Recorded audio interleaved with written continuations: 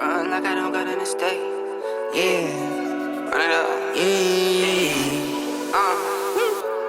Box Score Special Edition, folks. Welcome to the Box Score. I must say that twice, right? I want you guys to like, subscribe, just hit that notification bell. Try to do that. Even left your queries, your questions. We'll be willing to answer every single thing that you guys put in the inbox. But, today is a special day for me, Inter Milan, crown champions. But I'll save that for later on, right? We want to get into some serious matter here. Ligue 1 football. Who's going to win Ligue 1? As you can see, right now, Monaco was in the hunt for the Ligue 1 title as well. They lost today to Lyon 3-2 in a close affair. So it seems like they're out of the running for the Ligue 1 title. They're not mathematically out, but they're out at this present moment if you're looking at, the lack of games they would have to reach up to the top. Who do you see winning the Ligue 1 title, AJ? I'm not going to go against PSG. I'm going to use basically the same method of thinking that I used speaking about Syria a few months ago. I'll be getting to that later too. But yeah, I'm going to pick the team that has been winning the league consistently enough for the last how many other seasons, and until another team proves me wrong, then yeah, I believe though that PSG has more experience when it comes to like this running of games, right? There's no disrespect to Lille, but there's only on level games, there's only a single point separating them. Lille and PSG's fixtures look sort of similar. They both have an away game, then a home game, then another away game. But I feel like Lille might have more problems having to play Lens and Saint-Etienne. And mind you, they're mid-table teams. Last is Angers. But PSG, I don't know. Rennes and Reims and Brest, they don't seem like any team that to me is going would give PSG any kind of trouble. So I think Lille, looking at the fixtures, are more likely to drop at least 2 points in one of these games, and I feel like PSG can win all three. So I'm going to say PSG narrowly. Flick, you agree with him, or I mean, I think PSG is an easy choice to pick.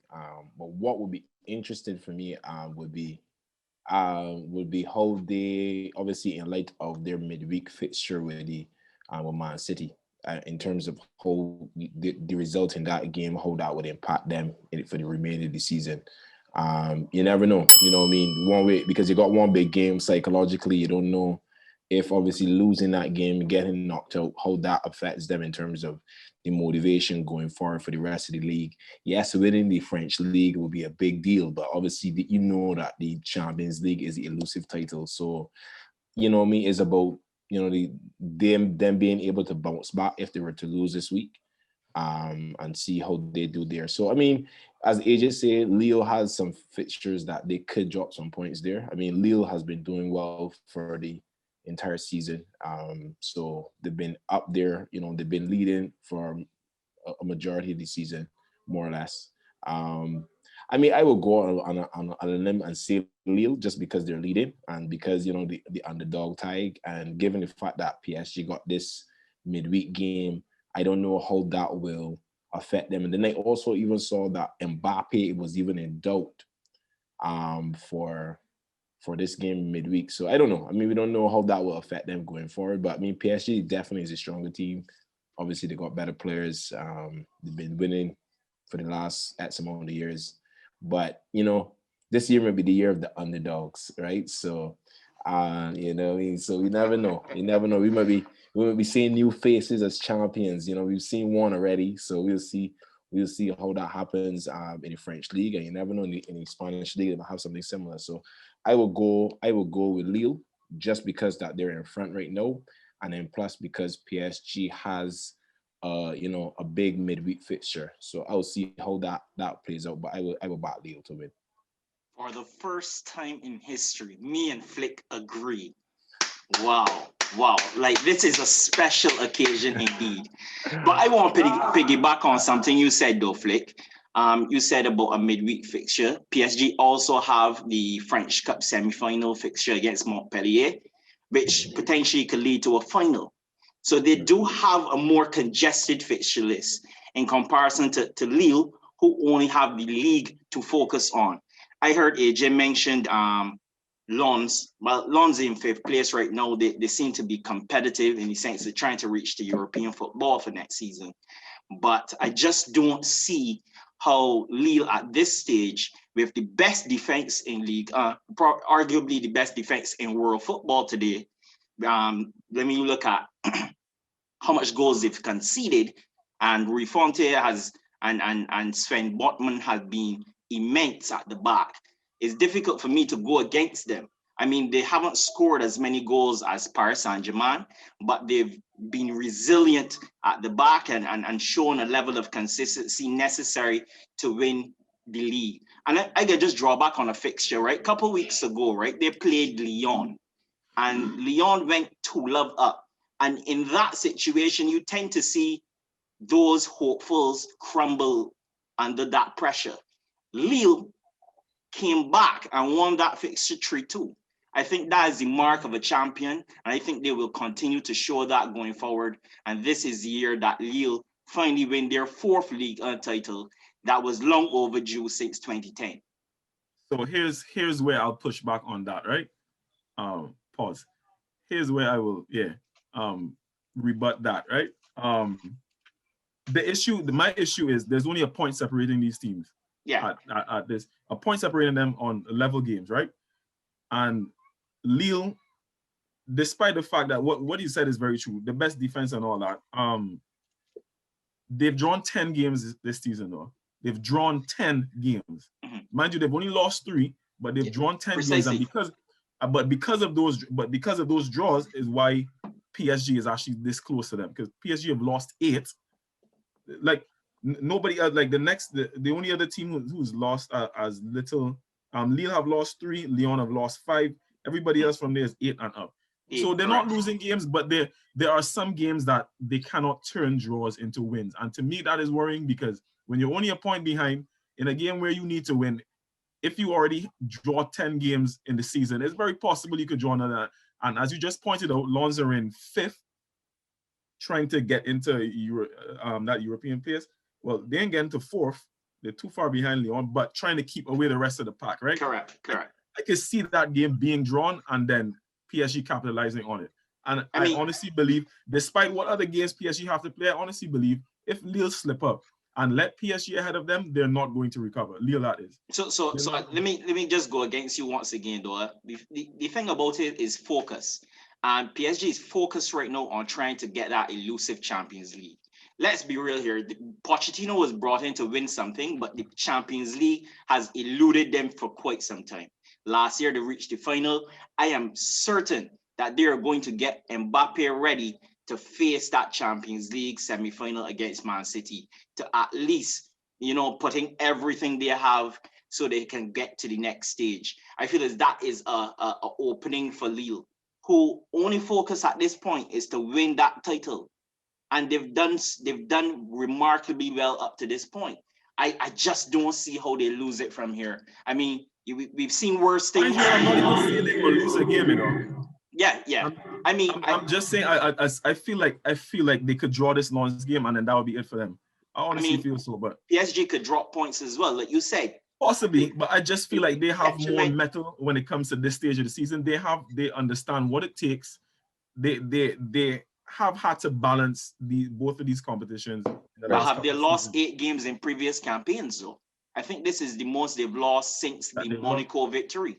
Which is why I don't see them losing more in this run-in, especially the fact that they were, because didn't Lille have a bigger lead of about a month or so back? Yeah, and they drew a couple of games, but they're back on winning ways. Which is the same thing. Goes back to what I said.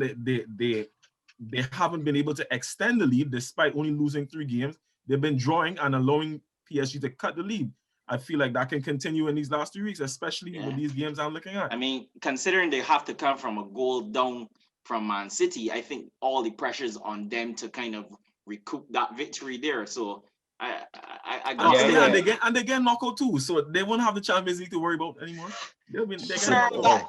sir, there's no claim to that. There's no reality to that. I guess that's another By the time opinion. this It's airs, all they probably suspect. already will be out. They probably already will be out. But we'll see. So with that being said, though, who has been the most impressive player in League this season?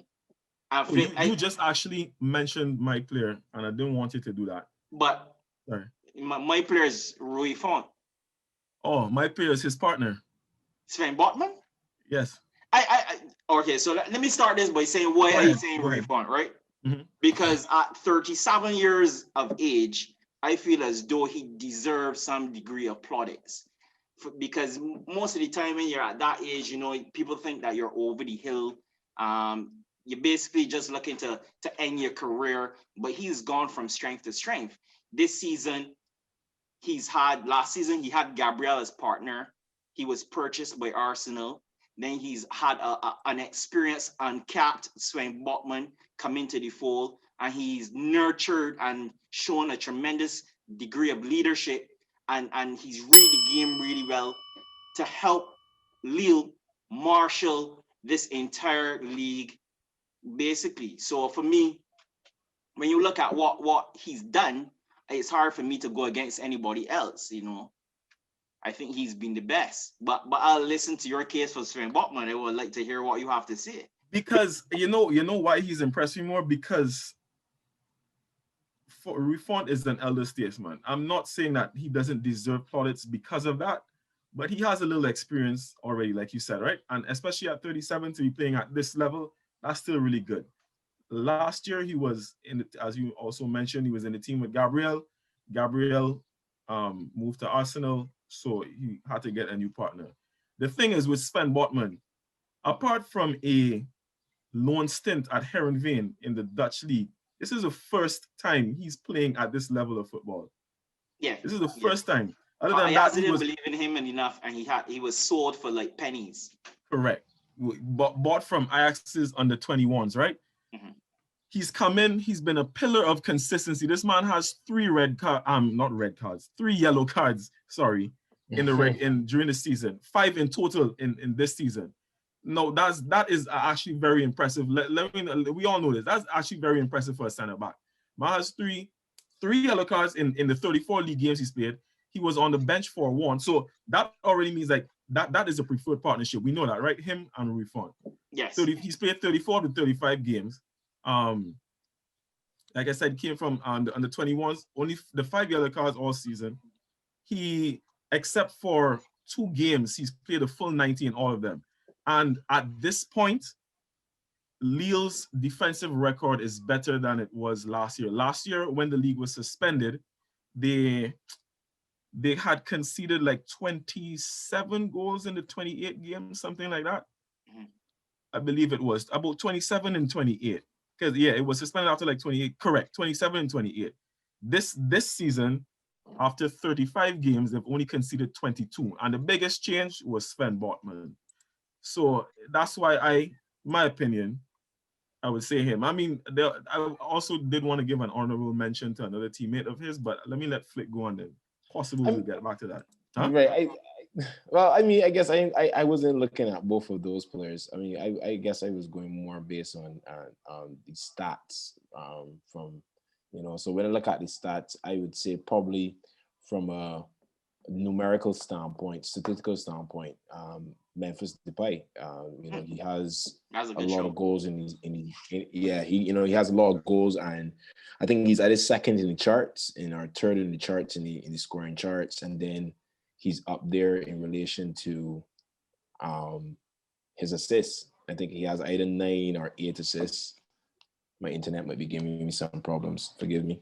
But I think Memphis Depay, and then 2, I think Memphis Depay, since he moved to Lyon, has been able to get media attention. People are now looking at him. You know, he's being rumored to go to a lot of big clubs in relation to Europe. So after his stint at Man U, after he was, you know, determined to be a flop, and he left the Premier League and he was disgraced and he had to go back to the the French league, the Farmers League, inverted commas.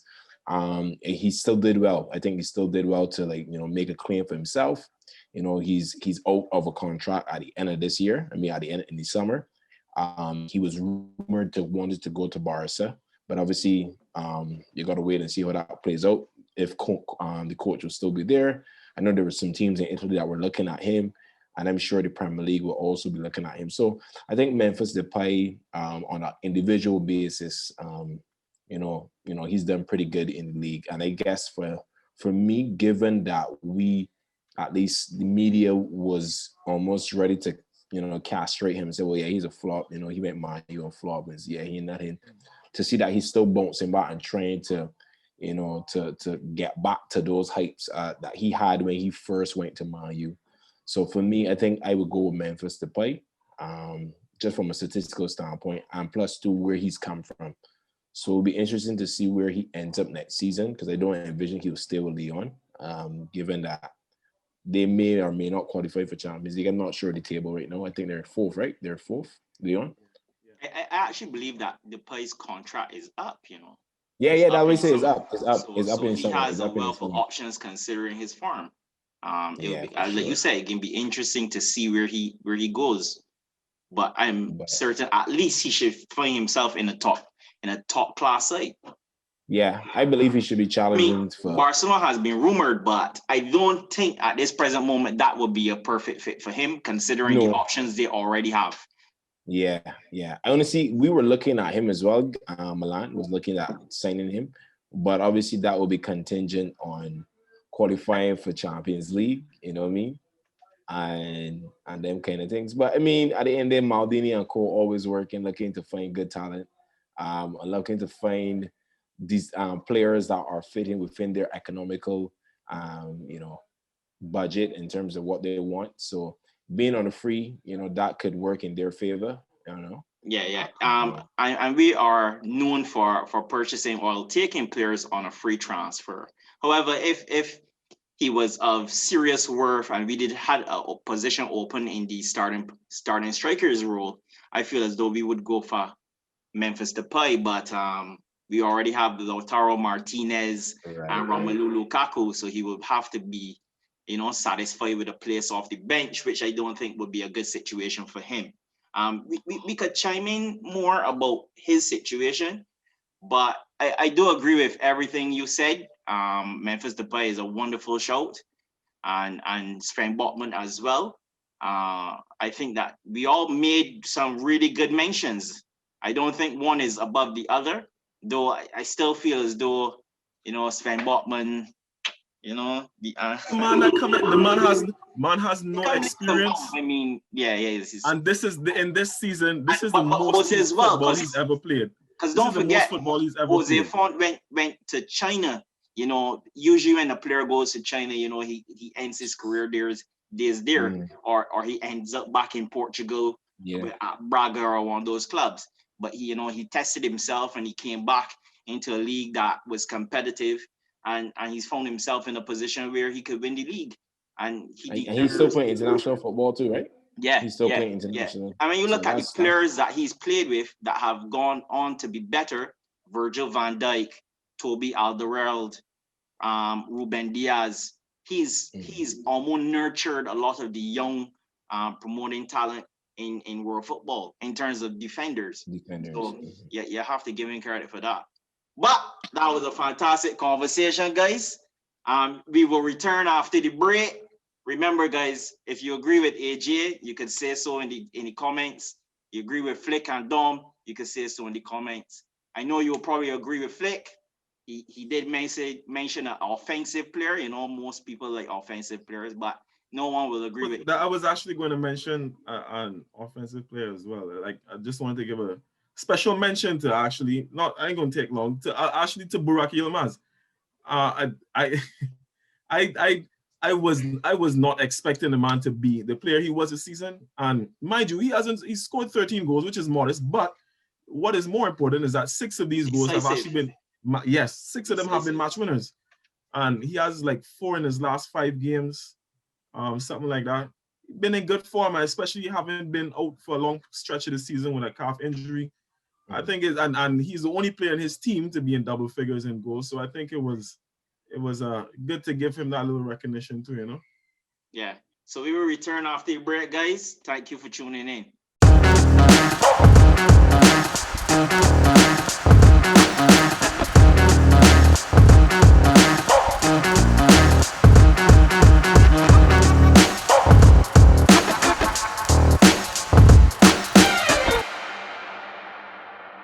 So we are back, and we've welcomed now Raymond to the panel, and we can discuss now who do we see as the most overrated player in world football. And we can lead here with Mr. Graeme Brathwaite, as he has a lot to say about this. I hope he doesn't say Romelu Lukaku, but we'll see. I'll tear the argument like a piece of paper. I mean, all right, this is my thing. I wouldn't. My selection would be Pogba, right? I wouldn't go so far to say that he's the most overrated, right? I wouldn't say he's the most overrated, but I ain't giving you the basis for my position on Pogba, right? Pogba left Juventus on an up. You know, he did very well. He won Serie A titles. He played in the Champions League finals. He was released by Man U, you know, on a free. Juventus took him up and he did exceptionally well. And then he was purchased back by Man U for 100 mil worth it. So when Pogba came in, Pogba was supposed to be, you know, he was on the up in terms of his career. He was playing very, very good football when he left Italy and he came to Man U, right? So Manchester United is a club known, historically speaking, for challenging for the Premier League, challenging for the Champions League and major honors in world football. That's known. Since Pogba has been there, whether it be a testament to him as a player or as a testament to the coach and the backroom staff, etc., Man U hasn't really been challenging. They hired, you know what he won. I think he won the Europa. He won the Carabao Cup. I think is with Jose. May have won some other trophies in between there. I can't recall all of them, but largely speaking, you find a lot of Man U fans are divided on Pogba as to whether he is really good or whether he's an asset for the team. And then you compare somebody like Bruno coming into the team and the things he's done and how he's been able to really galvanize Manchester United. It kind of casts further doubts on Pogba's impact in Man U. So for me, I don't think Pogba is an overrated player, but in terms of his contribution to Man U has been abysmal. I don't think he's been able to really put Man U in a place where they expected him to do in terms of challenging for major trophies. And there've been games and there've been parts of the season where he's been missing, and he, you know, when he's, you know, the media gets him on the hairstyles and this whole prima donna attitude, and you know, sometimes he is not as, you know, he's not as active or as, you know, visible on the field as the players want. So for me, Pogba, just given the fact that he hasn't been able to reclaim the heights that he would have been playing at Juventus in terms of statistics and stuff,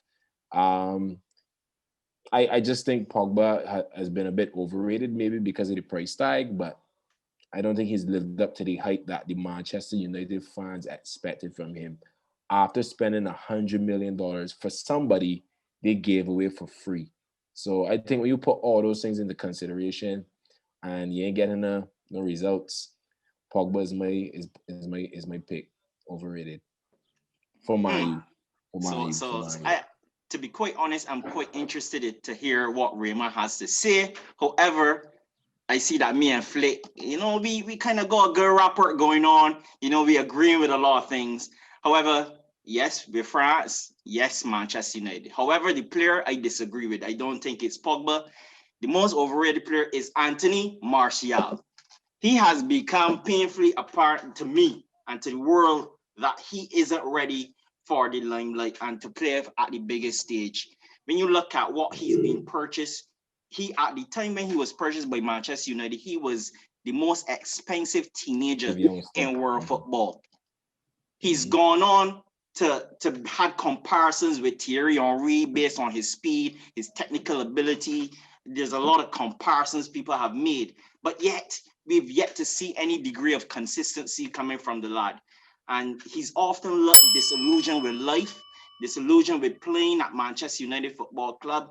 It almost seems as though he wants a new direction, a new club to play at, a different era in the semblance of the Premier League, because he hasn't looked particularly good. When you look at the eye test, his lack of performances is obvious to me that Anthony Martial should be a lot higher and playing at a more world-class level. However, you've seen glimpses of it. You haven't seen it often enough. And I can just go into a bit of what he's done over the couple of seasons. He's been at Manchester United for 6 seasons. He has passed 15 goals in league football once. Once. Absolutely once. For a player that has played in the forward roles, it is off the left or as a center forward, where he prefers to play, yet this season he has 4 goals. He has about 3 seasons under 10 goals playing for a massive club like Manchester United. That is disappointing. That is not good enough. And I feel as though Manchester United really need to look at what they're doing going forward if he's the type of player they're going to continually invest in, because he's not going to take them to the Premier League title or any title for that matter. 78 goals in 258 games. In this era of football, guys, that is deplorable. That is deplorable. And it's not to say that he creates a lot of chances, because he doesn't. You know? So, I mean, when you look at all the data, when you look at the eye test, the visualization of how he plays, this lad really and truly should be playing for Brest in France.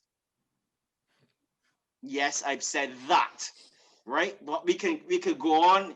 I could go on a bit more about Martial, but I'll give the guys, since that we're pressed for time, I can let AJ chime in here. See who he has as the most. I feel like mine was the most controversial, so you could have let Ray go before me, though. Okay, Ray, I see that you're ready, and I know that we've both mentioned Manchester United players, so you may feel some degree of. Ray, go ahead. You can respond to them and then say yours, and I'll go last. Sure, no problem. In a response to Flick's choice, though, Pogba, I wholeheartedly disagree with that. Reason being, as Dom alluded to, yes, the player may not be overrated himself as an individual. However, team honors, keyword team honors, is due to different factors regarding the squad itself, right? I don't think the squad is good enough to compete for honors consistently, and it hasn't been for over the years, right? I mean, yes, for 2 seasons now, they've finished second in the league. We could, I guess, argue that they're going to finish second this season. And they have been to, 4 or 5 semifinals in competitions. So, having said that, yes, over the last 2 seasons, they have been a lot better. But previous to that, when Pogba was in with the Mourinho era, there's certain factors in the team that didn't line up. And that is the reason why I would say for trophy honors or for big trophies, Man United were in the conversation. However, if you're going to argue his time at Juventus and his time at Man United, they are comparable. They're the same. They're the same. From a statistical standpoint, yes. They are identical. So to say that his time with Juventus and Man United are completely different, yes, he may have looked better on the eye in a team like Juventus at that time, but the stats don't lie, as most people say, and they're comparable. The Martial point, I agree with Dom to a certain extent. However, the rebuttal that he is going to say regarding my player that I've chosen for overrated status is the same argument that I'm going to put to him. Now, I'll say my player first, and then let him have his response. So my player that I've chosen for overrated, for being one of the most overrated players in Europe, is Leroy Sané. Reason being, yes, Reason being, Leroy Sané has been, let's say, a professional footballer from Schalke first team, 16-14, right? He has scored, mind you, there are other players in his similar position that have better stats. He has scored over 10 goals twice. And when I say over 10 goals, I mean he literally scored only 10 goals twice, This right? is In his play, career. sir. To However, defense, this is in league play. Go ahead. yes. This is a league play. The league is, I mean, you can have a great tournament, right? And you could score, let's say, two hat tricks in 4 games and have sweet stats. But I mean, you play a league tournament with 30 plus games and you only scored 10 goals as one of the most attacking outlets for a team, right? Twice in the season as a professional footballer, as you say, in these times, that is poor. That is deplorable. Deplorable. So I mean, he does not contribute enough to the 3 teams that he has played for so far. 3 different teams. But in his defense, you must understand he's coming back from an almost career-ending injury that cost him the previous season, the entire season. So it's difficult, you know, you're coming off an injury, you get transferred to a new club, you're not going to acclimatize immediately. It's going to take some time to get back your legs and get back into the thick of things. So I just want to say, you know, you just need to pump the brakes on Leroy Sané, though, sir. I feel as though you're being a bit too unfair in your stance.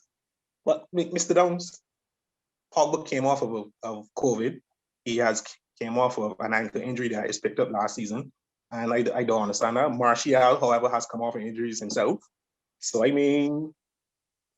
but have they had the type of injury that Sané had? I mean, he was missing for the entire of the last season he was at Manchester City. He played literally 1 game.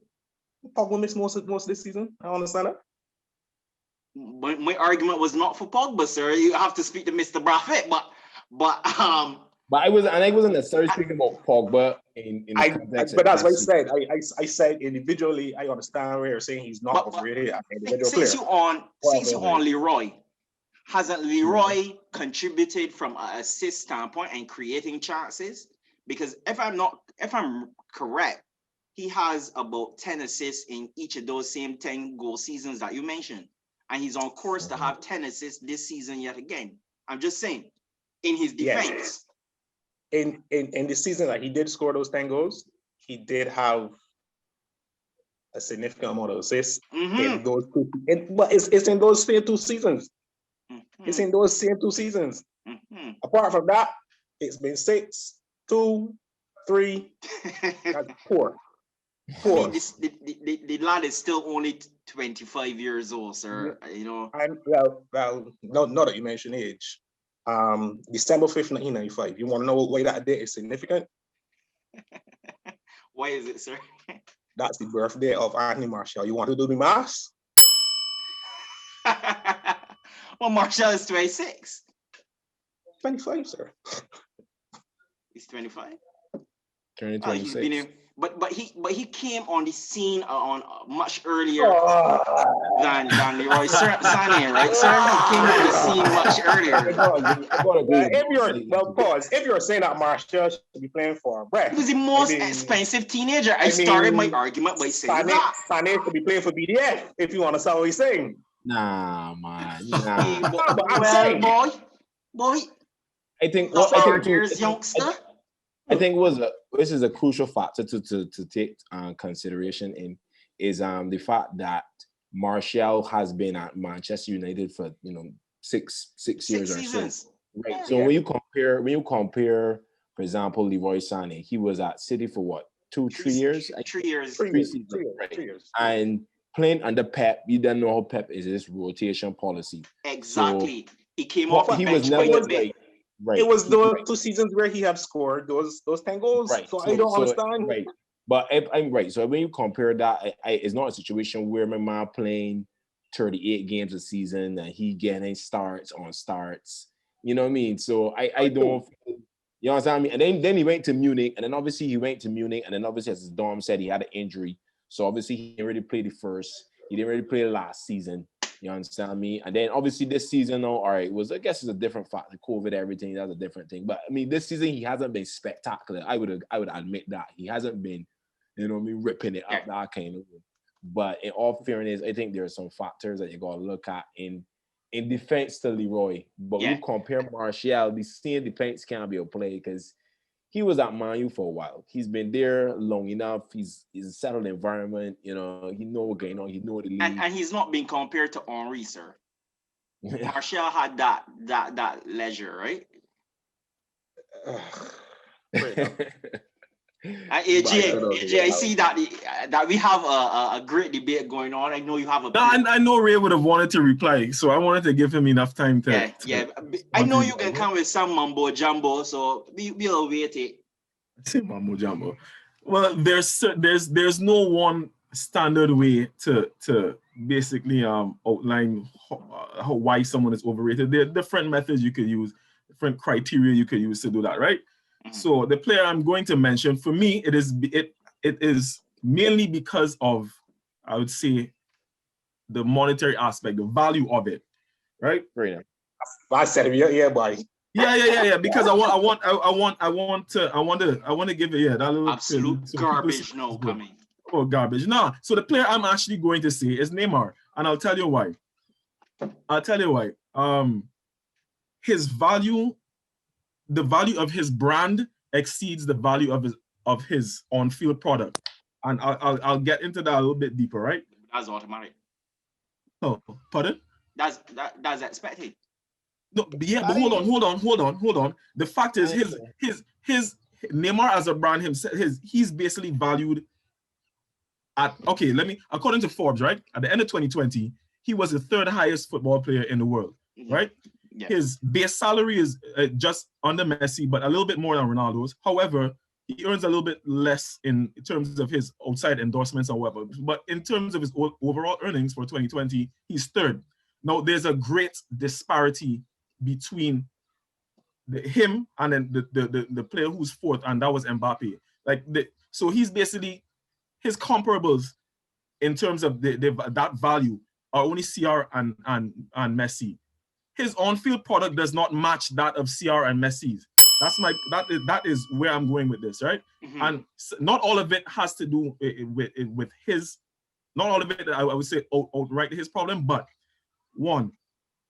So, all right, you know what? Let me stick with the value thing. Firstly, he's the most expensive player in the world, right? The 222 million euros transfer. Like I said, he's the third highest player. And let's not forget, he just agreed to a contract extension. We know there's no way that he's going to be earning less money. There's no way he's taking less money. So that means he's about to get more. All right. I want you to know, right? This man has played 111 games for PSG. He has missed 82. That means that's 42% of the games. And no, also let me backtrack a bit to say one thing. I'm not one of those people that believes that because of a person's value, like in terms of what they were bought for, that they should be up here. But what I'm saying is, in this case, if a club is valuing a player at this much, it can't just be because he is an off-field brand. It has to be that he is that player that's going to be your X factor week in and week out, such as the two people that he's up there with in terms of value. That is where I have an issue with him being overrated here. Like I said, he missed 42% of the games. He's fairly fragile. A plethora of injuries since he went to PSG. And we know that PSG transfer, that PSG transfer put him in a different sphere when it comes to the entire football world. Because before that, he was Neymar. He was still a good talent, but the number 2 to Messi. Going to PSG, that was supposed to be his team, right? That was supposed to be his team. He going there to be the headline act, all that kind of thing. At PSG, it has not worked out. They've won leagues. Haven't delivered the Champions League, nothing like that. He'd be injured. I could even go to Brazil. But the injury isn't completely his fault, though, sir. Oh? But that's not the point. That's not the point. They still factor in if you're talking about overrated. Yeah. Because the fact of the matter, if he's not like I've said previously, the best ability is availability. If I pay a man this much, I want him to be able to play as many games as possible, not to be missing almost as many games as you played. They should buy him a bionic knee. Nah. Again, you're going too far now. You're going too far. Like, you see, I'm not even trying to say that the man doesn't produce in terms of goals and assists, but yeah. But hold on, that's another thing I'll get to though. But let me go back a bit. Copa America 2011. So why you going back? Right? Knockout. I'm going through something quick. Okay. Knockout World Cup. No goals in the knockout of the World Cup 2014, and he also got sent off. Oh yeah, he got sent off. Yeah, he got sent off. Headbutting Jason Murillo. Correct. Headbutting a man on the field. Against Colombia. Yeah, correct. That's his fault. I want to hear about what a man telling him. No excuse. That's his fault. Correct. That's deplorable. Can't be doing that in a World Cup game. Mind you, I blame Zidane for what he did to Materazzi too. I don't care what Materazzi tell you. It can't be doing that, right? Hush him out. Anyway. Next one for Brazil, 2018 World Cup. He scored a goal in the round of 16 against Mexico. Nothing in the next game when they got eliminated. He was very bad in that game too. I don't know if you remember it. He was bad in that game too. This is eye test like that coming in here. No. 2019, he was injured for the Copa America. Brazil won it without him. They won the Copa America without him. Messi does get criticized when he doesn't score goals for Argentina, even if he is the man who's like pulling the strings and whatnot. When he doesn't score, we say, well, oh, Messi's supposed to be scoring these goals because that's what he does. Neymar's supposed to be scoring goals in knockouts and then too, and leading Brazil to titles. Not they winning titles when he out of the team completely. Like I said, so I mentioned the eye test, and like I said, the man is go down. He's go down very easily, and you know what? That's just a personal thing. Yeah. Just a personal thing, but that's modern football too, man. That's modern football. That's how modern football is being played. It's still disgusting. It's still disgusting. I agree. He goes down very easily, but you know it could be because he's frightened because he's also fragile. No, the thing is, oh yeah, and Don, remember you had sent me a stat recently. I say I can use this here today. Now the man has hit the woodwork 5 times in his last 7 Champions League games. I've watched all of these Champions League games. At least 5 or 6 of those he should have buried. He had no excuse for hitting them because a few of them were like he was through one-on-one, hit the post. That's inexplicable. Like that can't happen. Not Neymar that stage of competition, right? And no, to kind of wrap this back up, let me bring this back home. I'm not saying that the man is a bad player, but I think based on his profile and value, like there's a greater emphasis on his value as a brand than there is in his on-field product. This is not saying he's not bad, that he can't produce consistently, but I feel like he doesn't. He's injured a lot, which is not good enough. When he is playing, I don't see enough consistency in meaningful games to say that, all right, well, this is the guy that's going to lead your team. He has to be. I see it more as he's one of the guys, not the guy. I'm not saying he's never done it. We all remember the comeback for Barca against PSG. However, I'm saying consistency. Referee. Huh? I'm saying referee. He played abroad as well. To be honest, I agree with you in the sense that for Brazil, he's not come up trumps for them. Even though he has the 3rd highest goals for Brazil in the semblance of Ronaldo, Pelé, Romario, he's the 3rd highest player in the goal scoring charts. But there's not enough goals as come in decisive matches, right? So I agree with you with that. Where I feel as though there's a degree of discrepancy is that I feel as though whenever he's been afforded the opportunity to play, he has contributed heavily to PSG. When he's had the opportunity, again, he's been injured. He's been injured often, and there's this stigma that whenever February comes along, he gets injured on purpose and go to his sister's birthday party. That's the narrative being told by the media, right? However, it just happens that he gets injured a lot. But, you know, I feel as though Neymar... PSG are not playing... PSG are not paying Neymar to only be Neymar the brand. Yeah, but you That's see, not why they're paying Neymar, and that's not why they're winning he's in the position trophies. he's in. They're winning the French Cup. They're winning the league. They're That's winning not what he's there all the for. domestic trophies. That's not what he's there for. Right. So I agree with He you. has missed 42% of the overall games that he's played since he joined PSG. I agree with you from that standpoint, but I feel as though the story is still being told. And the story is still being told. Well, how many years? How many years? So you mean to tell me in all after all this time, the fact that they've delivered league and cup double possibly at best is good enough for what they shelled out for Neymar? And I'm not saying he's the only one, obviously, because like the next most expensive is Mbappe. But on an international level, Mbappe already delivered to. So so in a sense, you're saying that Neymar is kind of stat pad. I mean, because every season is be like 15 goals, 15 assists. It is be if you want to call it. I'm just asking. I'm asking. I want to hear out of your mouth. I want to hear you say stat pad. I want to hear that. I'm not saying that is what he's intentionally doing. I'm saying that given the way that this situation has played out, a value has been placed on him as a footballer that is comparable to Lionel Messi and Cristiano Ronaldo. He is nowhere near that standard. Nowhere near it.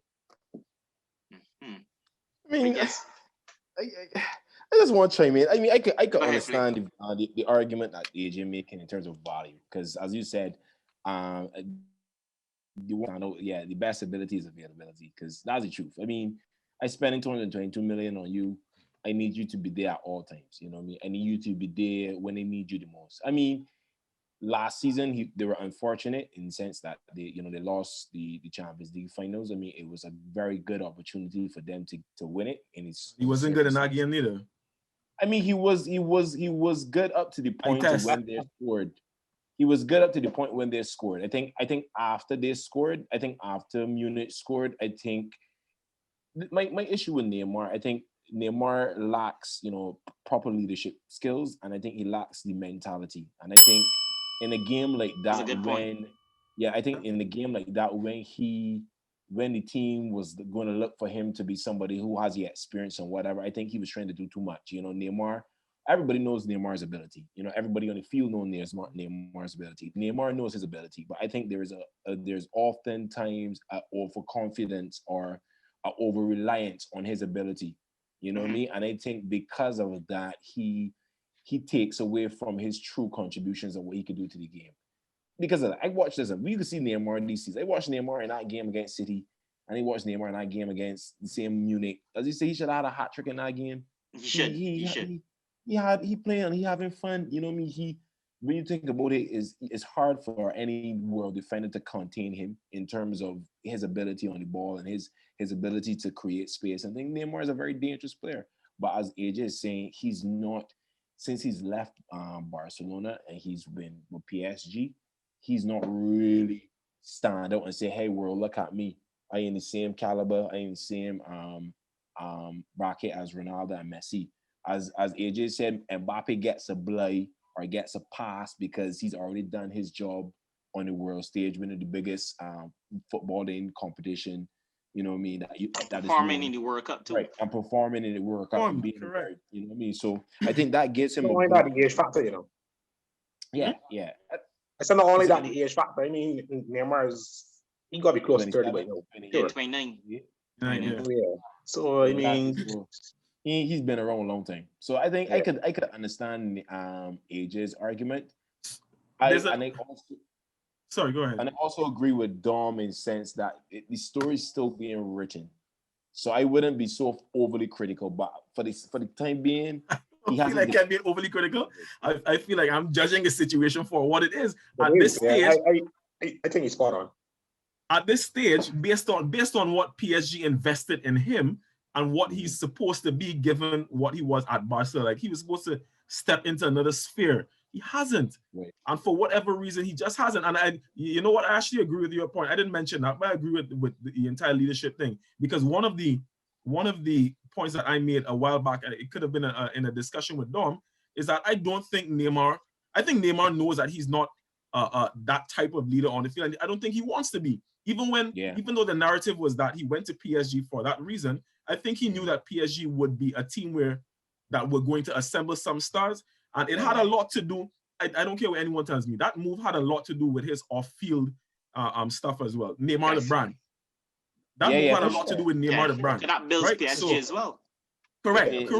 So I don't think he ever really wanted to be the man, but at the same time, if a club is placing this sort of faith and value in you, you can't just afford to be one of the guys. Like I said, is he up there with CR and Messi in terms of what they earning as footballers, dog? He's up there with these men. It's not like he clumped with the rest. Is it three of them and then everybody else? That's not good enough. It's not good enough. He needs to be more decisive for my liking. Yeah, he does. I mean, the sad reality is that, as you said, he doesn't have that leadership skill. And the thing about it, there are a lot of talented players in football that collectively, when they're playing a good team, you will get the best out of them. But in terms of on an individual basis and whether they have that temperament to lead and and dig deep, a lot of players don't have it. And something you see some of these talented players don't have that mental resolve.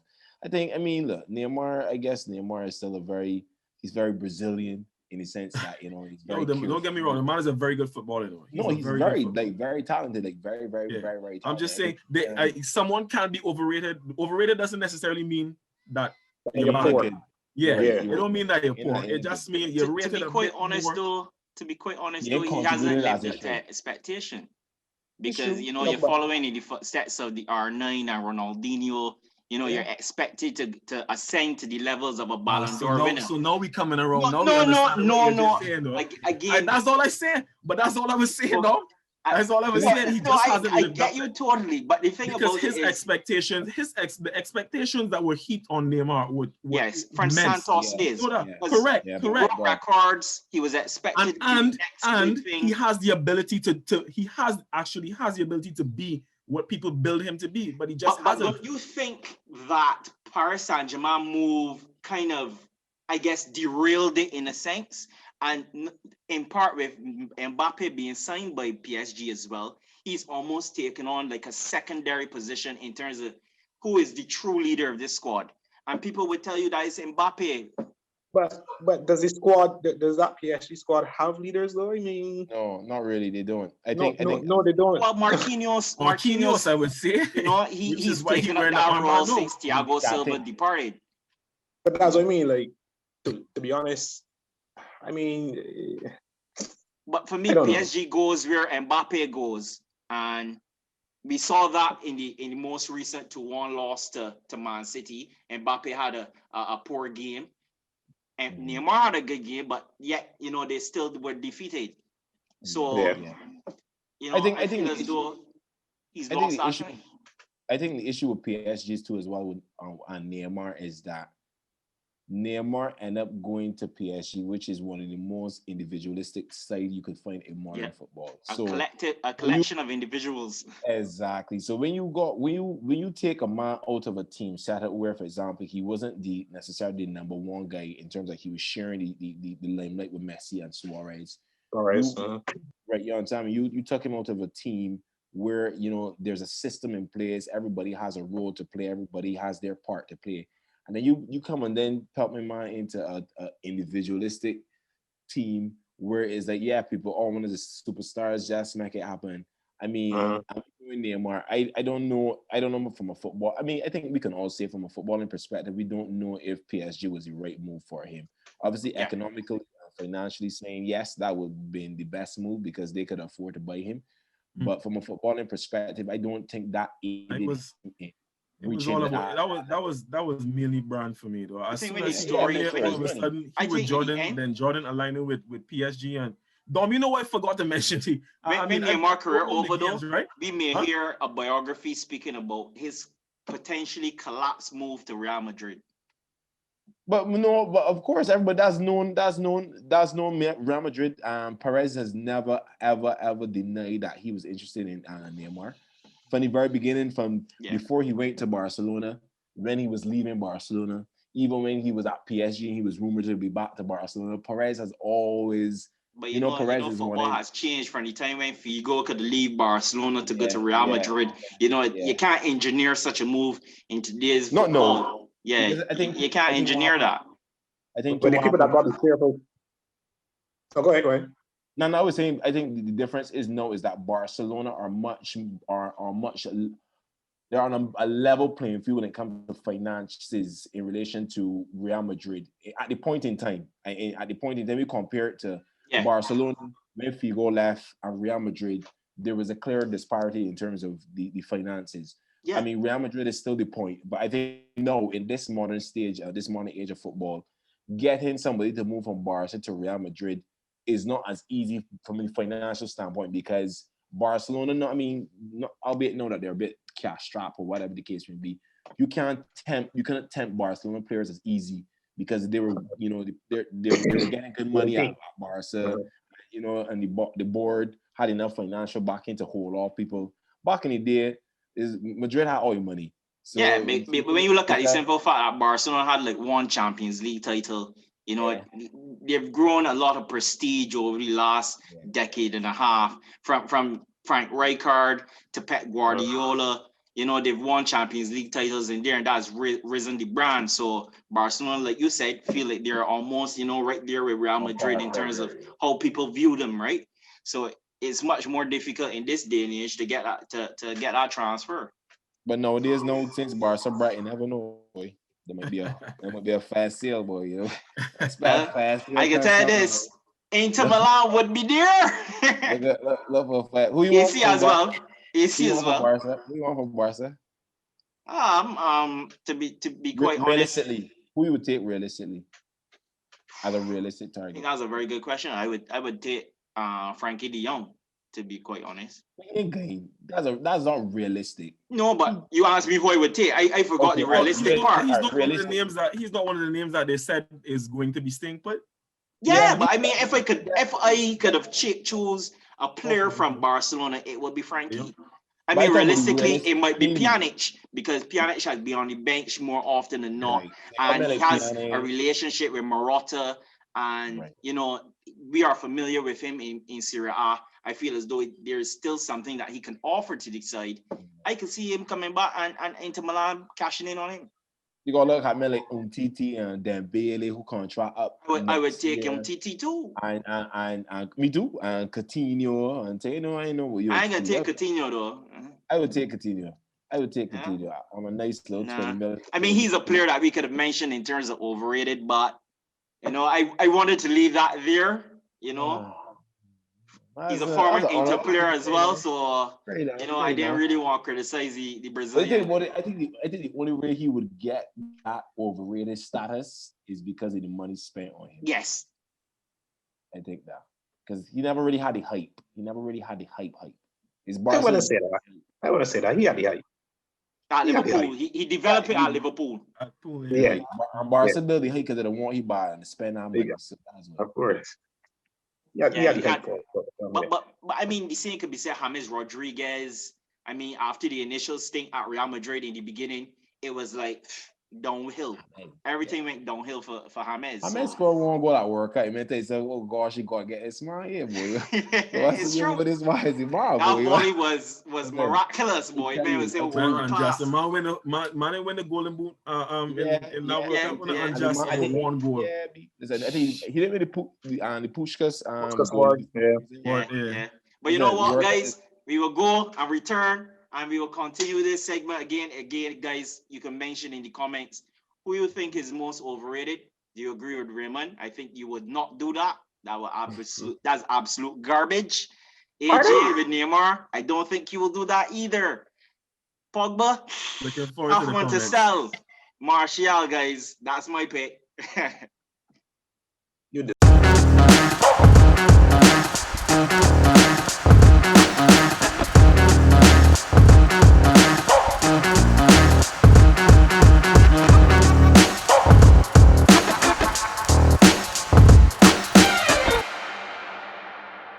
So we're back here once again. It was some quick interesting discussions. This has been a great panel, but we can go right into something that has been thought about for quite some time. Are we seeing a dynamic shift in terms of player and agent power being able to leverage their contractual situation, typically providing better situations for the players? And my answer to that is yes, we are. The thing about it is decades ago, right?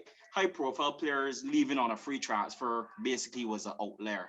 Today we're seeing younger players doing that. Like when you look at the situation of Camavinga, who's 18 years old, um, uh, touted as a world class talent in France. You look at Donnarumma at 22, spending 6 years at AC Milan and then making the decision to run down his contract, basically because of his super agent, Mino Raiola, but putting himself in a position where, it's either you pay me what I want or you lower the release clause, which is going to be affordable for any club in world football that decides they want me. And I make that decision based on my on various factors towards that club. I mean, you're seeing it more often today, especially when it comes to younger players. And even back then, it was difficult to see because remember the situation with Carlos Tevez. He wanted to leave Manchester City. They didn't allow him the affordability to do so. He had to wait a year, start back playing at the club, and it was largely, already a severed situation. I feel like though players today are making that decision with their agents, and you're seeing a lot more free transfer from a younger age. So I feel as though players are making those changes and making that decision. So what is your take on that, Flick? What was your thoughts? I think as you said, knowing this modern age of football, I think the agents are playing a much bigger role, and the players them have like a bigger role in determining their future running on the contracts because. Well, as you said, once upon a time, clubs as a whole, these players hostage in relation, like you, I own you, and I think that in itself used to rub players the wrong way because it almost took out the humanitarian element of the right. I mean, it's a business. I mean, I sign you, I buy you, I pay for your rights as a player. So at the end of the day, there's a financial injectment from the clubs in terms of when they purchase you. So at the end of the day, you cannot determine no and when you want to go, how you want to go, and a financial disadvantage to me. But as you said, like no, there is much more like involvement in relation to agents and players winding down their contracts. But the only thing about that now in this day and age, which is puts a spin on it, is the uncertainty when it comes to the club finances. So no, when we had the idea, the whole Super League and stuff, because obviously that's a monetary consideration for those clubs. The clubs have been saying their expenses every month is the same because they got player salaries, they got personnel salary. That's guaranteed every month, but their income now isn't guaranteed. You know what I mean? So in relation to players now wanting to get these big bumper contracts and they want to wind down and get these free agents, is it kind of, I mean, I guess they're now leveraging the clubs. I mean, once the players been leveraged for years, so I guess they're taking the opportunity to leverage the clubs now. But the question is no, is this the perfect time to leverage clubs? Like, do the clubs have the financial resources that they did before to pay these players? You know what I mean? So you go, as you said, for example, Alaba leaving Bayern Munich, yeah. Bayern Munich to sign for Real Madrid because maybe he wanted more money from Munich. Maybe he didn't feel like he was getting enough. Maybe Madrid was able to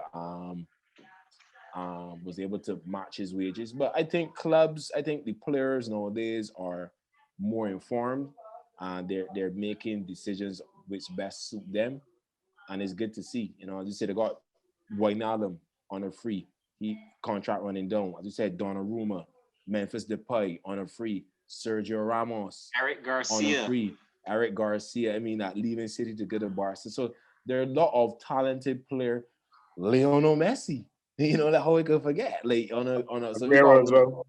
Aguero. So we got a lot of players, talented players that on a free contract. So it'll be interesting to see how they develop. But I like that the players have more power and that they're trying to look after their interests. And even I saw an instance where Kevin De Bruyne, Yes, he was deciding that he would negotiate his contract without by his agent. himself.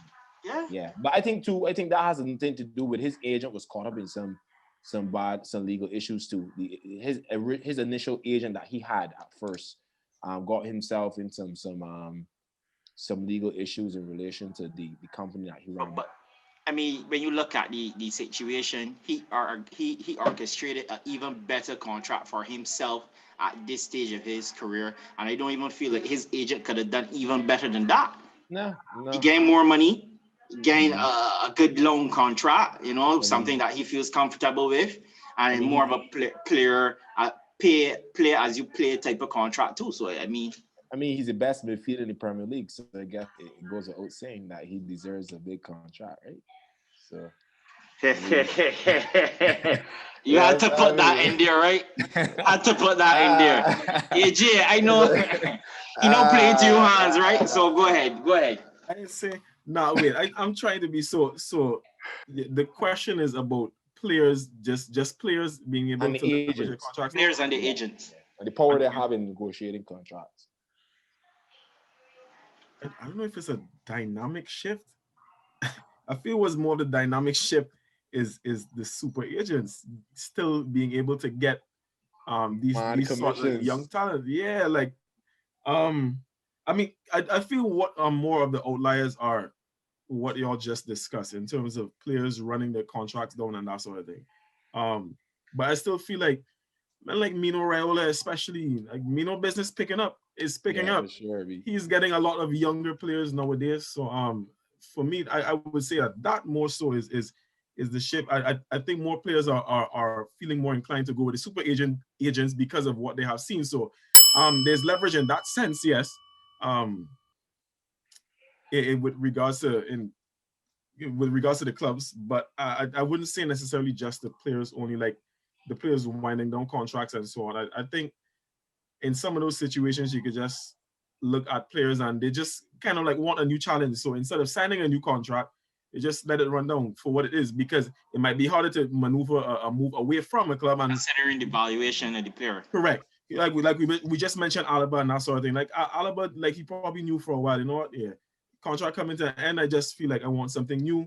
I'm at the age where I could still get a decent enough nice contract at contract. someone else. Other clubs are interested. So, um, yeah, the shift for me more is Mino. Super I agent. think Mino is going to be around for, especially Mino is going to be around for a while, and I wouldn't doubt that we may see another super agent trying to get themselves into the fray sooner than later. Ray? Like your guy from NBA. Well, Mm-hmm. I Correct. think it is a more of a generational aspect towards it in terms of a lot of transfers now, especially are media driven, and that plays a huge part in a lot of things, as well as I think players are more aware of their careers in terms of, let's say, it from Branding. a sport. No, not Values, only yeah. that, but from a sporting point of view, you have a short career in that aspect. So you have the security bag mentality, right? You mean you get paid first, you make sure that that is confirmed. And to do that, as AJ was saying, you go with something that is certified. You Yeah. go with a super agent, guaranteed You money. get your pay. Yeah, he definitely can secure the bike. Yeah. Exactly. So anything after that is what plays, whatever priority you have set in terms of what comes after that, maybe the football, because I know that there are some players in there that are just there for the payday, and it's as simple as that. So what takes the priority after the money is driven by that. However, um, I think you did make a very substantial point in terms of the climate that we're in terms of money, where clubs now don't have the resources to just splash the cash. Um, and I think that has to play a role in terms of what clubs can do and who they can go for.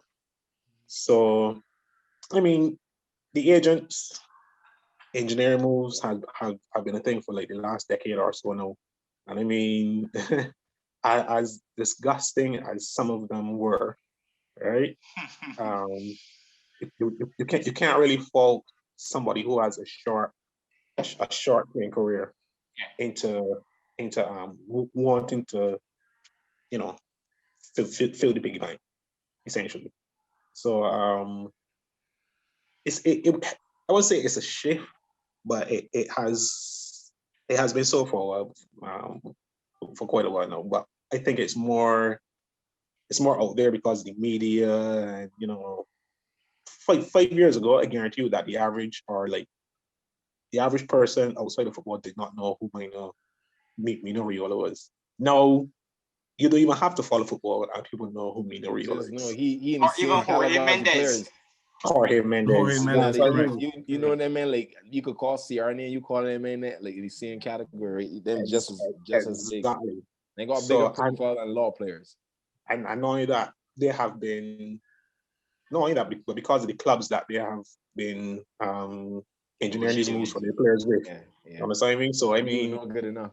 if you mention Manchester United, PSG, Real Madrid, Barcelona, yeah, you're cool. You're cool. You just be cool. But if you mention certain clubs, you with a certain caliber and a certain status, ongoing relationship with these super agents, right? Exactly. Some of them a little bit animosity, they got that animosity between some of them, but I guess it's all professional still. In the end. So I mean, it is what it is, to be honest.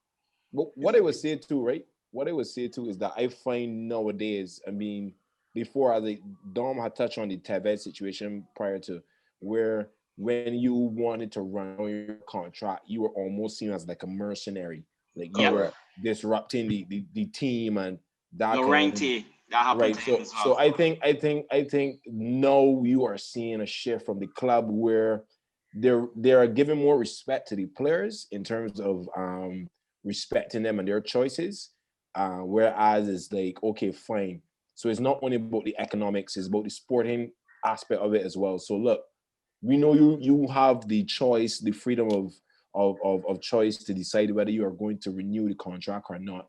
But in the meantime, we still believe you're a valuable asset to the team. We'll continue to play you. So where it is that you don't see it as like you would see once upon a time, and I find that used to happen before, like players were kind of forcing to sign in contracts just because they didn't want to lose out playing before a major international tournament or whatever reason. It's like, all right, you know what? Let me just sign this contract so I can keep the peace. Whereas, as you say, well, these super agents now, you empower the players. Now the players like, nah, like you can make it a big deal that you're gonna play me because I don't want to sign a contract. And as Ray said, the media is involved now, so the media know can take down and sell papers. Like, oh, man, situations will still happen. Huh? Say that again?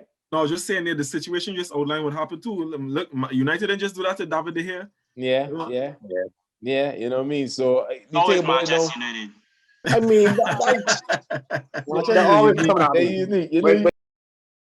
Runs, can't think no. But anyway, we ain't gonna go there because